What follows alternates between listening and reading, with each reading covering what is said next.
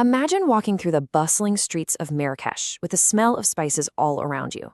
Now, what if you could do more than just see it? What if you could actually connect with it? Well, today we're going to unlock that connection by learning just a few key phrases in Darija, which is Moroccan Arabic. And trust me, it'll completely transform your trip from just a visit into a real experience. So, maybe you're planning a trip, or maybe you're just dreaming of one. But you want more than just cool photos, right? You want those real, memorable conversations that you talk about for years. That's the real magic of traveling. And that's exactly what we're diving into today. And here's the secret. It's way easier than you think. You don't need to be fluent or spend months studying. All you need is the confidence to use a handful of powerful everyday phrases. It's really just about showing you're trying, showing a little respect, and that opens up a side of the country you'd never see otherwise. All right, let's start our virtual day in Morocco. The sun's up, the city is just starting to buzz, and first things first, it's time for coffee. The very first phrase you're going to use is sabah lil khair. It just means good morning. Now, that K sound, it's a little throaty, kind of like the cha and the Scottish word lach. Go ahead, give it a try with me. Sabah lil khair. It's such a warm and friendly way to greet pretty much anyone you meet. Okay, now for what might be the single most important word you learned today, a fuck. This means please. Seriously, this is your golden ticket. It's your all-purpose tool for being polite and respectful in pretty much any situation. It's simple, it's powerful, and it is going to be your absolute best friend. So how do you actually put it to use? Well, when you're ordering that first coffee, you just say, Ya fuck, wahid kahwa. Please, one coffee. Easy, right? And later, say you're in the market and you see something you like, you can just point and say, Ya fuck, atani harak. Please give me that. See? It's useful everywhere. All right, you've got your coffee, you're energized. Let's head into the heart of the action, the souk, or the marketplace. It's vibrant, a little chaotic, and it is the perfect place to try out our next few phrases. Up next is a really handy one, smichli. You can think of it as a 2-for-1 deal.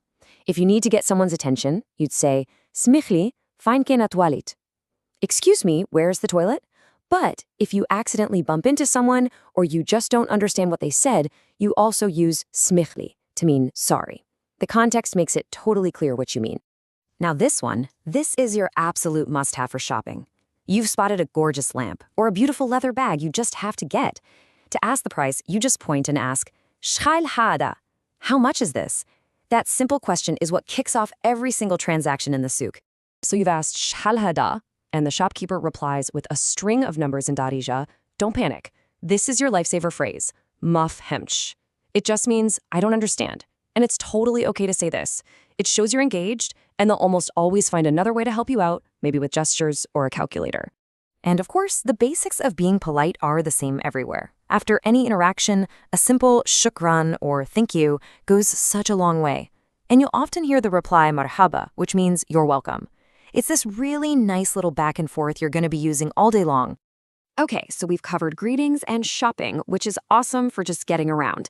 But now let's get a little more personal and learn how to talk about your basic needs and feelings. This is where you really start to connect. After a few hours exploring the souk, this one becomes pretty important. Fia ju. It literally means something like, in me is hunger, which is kind of cool, right? But it just means I'm hungry. Fia ju. Time to find some amazing tagine.